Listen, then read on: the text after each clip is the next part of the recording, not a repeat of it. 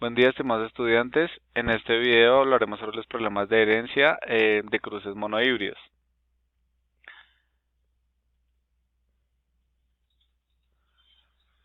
Lo primero que tenemos que tener en cuenta es el tipo de polinización que tienen las plantas de Pisces sativum que realizó Mendel, que fue clave como ya se vio en una unidad anterior, frente al trabajo que podía representar unas plantas que son de floración de flor grande, que puede extirparse las anteras, cortarlas para poder hacer una polinización cruzada entre diferentes individuos y poder controlar el cruce de diferentes variedades, así como se está observando en la imagen, que es el procedimiento que también se utiliza en la actualidad para poder hacer cruces entre diferentes variedades de plantas, que sería lo que realizó Mendel eh, ya en su trabajo experimental.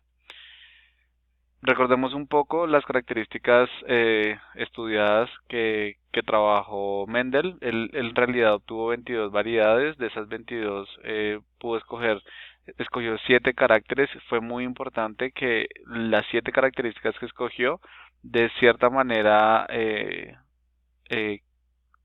representaban una herencia que era independiente y no es una herencia relacionada con los genes ligados, lo que no hubiera podido permitir dar los resultados que lo obtuvo. Entonces, de cierta manera, fue bastante afortunado que escogiera sus 7 características que se heredaban de manera independiente entre sí. Recordemos, estas son las características que pueden puntualizarse y vemos acá una proporción del trabajo experimental que realizó, ya para entender de dónde es que sale la lógica del trabajo del cuadro de Punnett cuando se trabaja en proporciones de, por ejemplo, salen de 3:1 o, o 9:3:3:1, y es la razón de la división entre lo que él realmente contó. Entonces, fíjense, por ejemplo, acá en la longitud del tallo, cuando hablábamos que el rasgo dominante era el largo y el rasgo recesivo era el corto, veíamos que tenía como rasgo dominante el largo, y por eso aparecían, cuando hacer el conteo, 782 plantas que tenían longitud de tallo largo, y en la descendencia aparecía de ese mismo cruce 277 que tenían la expresión del rasgo recesivo, que sería corto.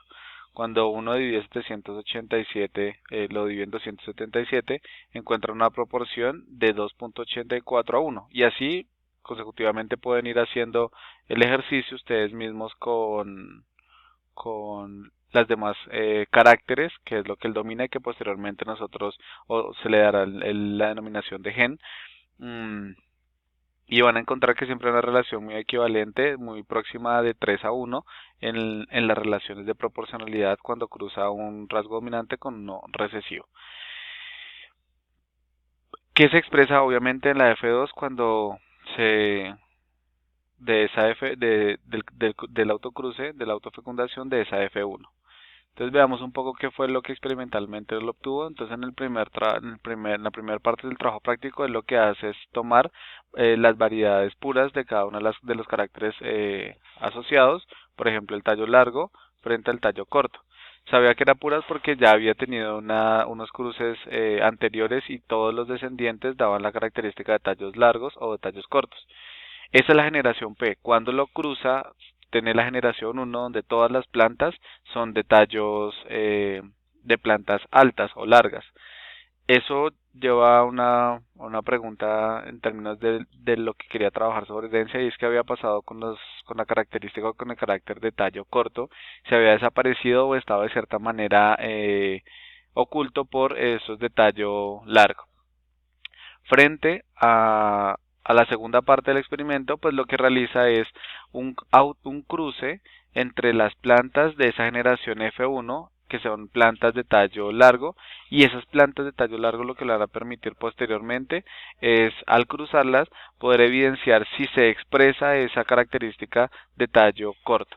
Vemos acá en la F2 que él obtiene, acá se trajo una proporción de 4 individuos, ¿sí? Muy relacionado con los cuadros de Punnett, aunque ya vemos que pues solamente es representando la proporción, aunque la cantidad de individuos era mucho más grande. Entonces acá observamos, por ejemplo, que de ese cruce de dos plantas hay una probabilidad de tener tres plantas altas por una planta baja, ¿sí? Que es el asunto de la probabilidad. Él observa que empiezan a surgir, empieza a darse descendientes con esa característica del tallo corto.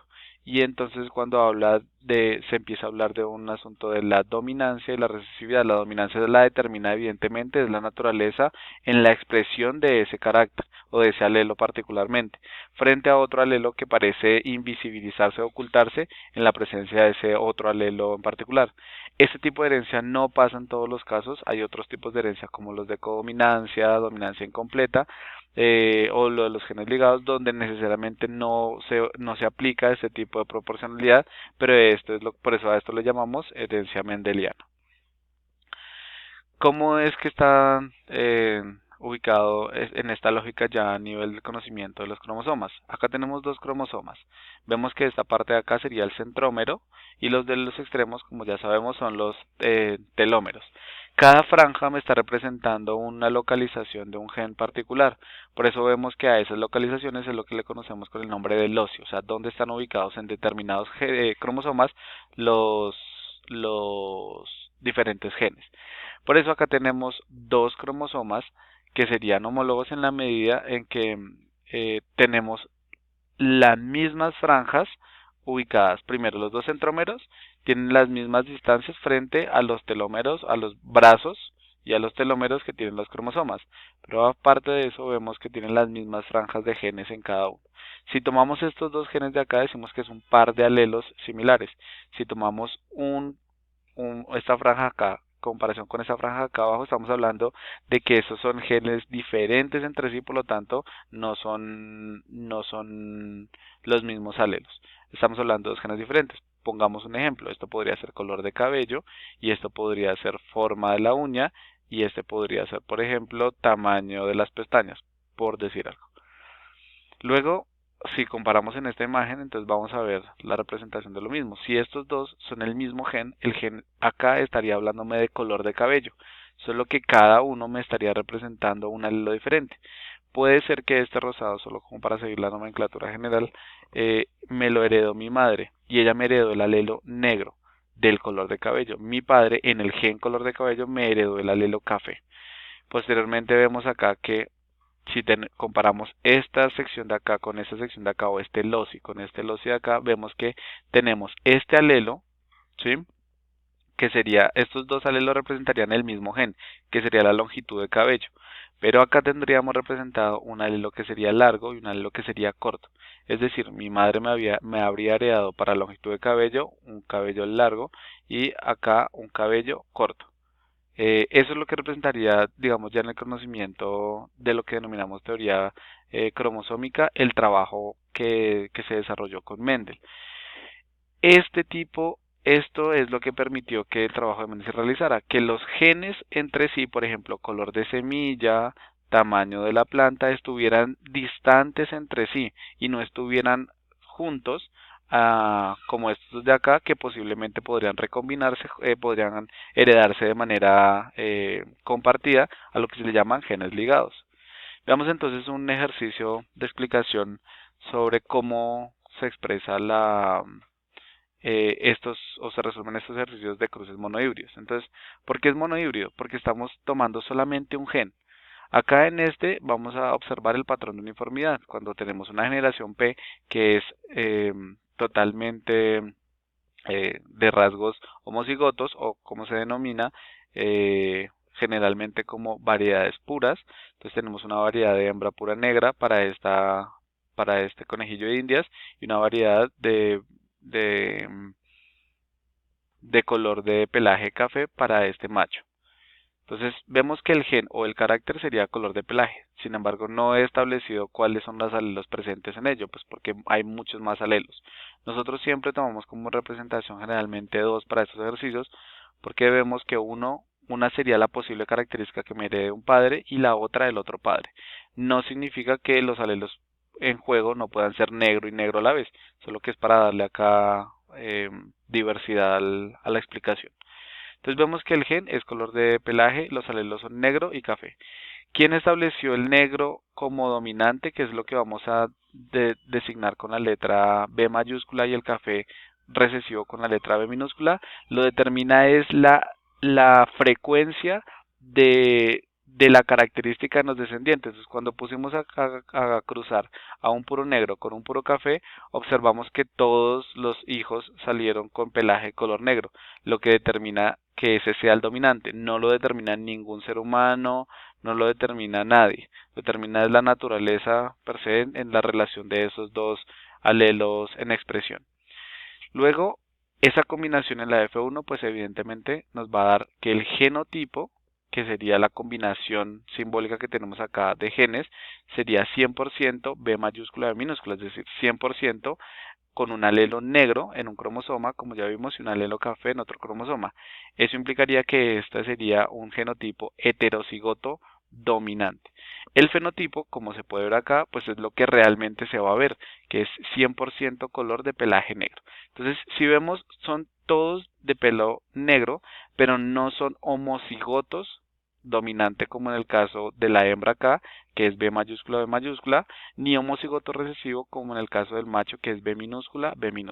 ¿Ok?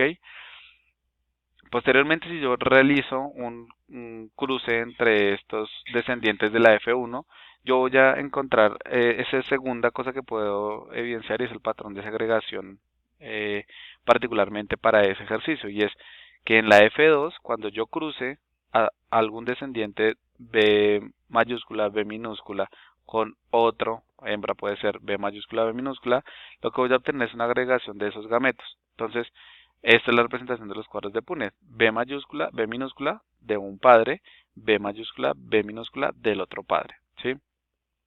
Cuando se hace el cuadro de Punnett simplemente relaciono y coincido las coordenadas de las letras. Para este cuadro de acá tengo B mayúscula, para este tengo el espermatozoide B mayúscula. Para este cuadro de acá tengo B mayúscula, que desciende de este espermatozoide, es decir, heredado por el padre, y para este B minúscula, es decir, heredado por el óvulo de la madre. Este de acá sería B mayúscula para el caso del óvulo y B minúscula para el espermatozoide. Y en el caso de este cuadro de acá sería la relación de la B minúscula, la B minúscula del óvulo de la madre y la B minúscula del espermatozoide del padre. Por eso cuando tenemos este cuadrito de acá, estamos realizando una forma es una ayuda de multiplicación de estas posibles variaciones que pueden darse en la herencia. Entonces tenemos 25% de que sea homocigoto dominante, es decir, P mayúscula, B minúscula, sería este de acá, 50%, si ven estos dos de acá, de que sea B mayúscula, B minúscula, es decir, heterocigoto dominante, y un 25% de probabilidades de que sea B minúscula, B minúscula. Luego el fenotipo, que es lo que se expresa, lo que se deja ver, sería 75%. Fíjense que si estas cuatro opciones son un 100%, estos serían 25, 25, 25, 25% de color de pelo negro y un 25%, perdón, 75% de color de pelo negro y 25% de color de pelo café. Luego acá la proporción sería de 3 a 1, lo que representaría los cálculos que estableció Mendel con trabajo de Pearson-Sativn. Y estos son básicamente los ejercicios que se desarrollan con los cruces monohíbridos. Muchas gracias. Cualquier duda estaremos atentos.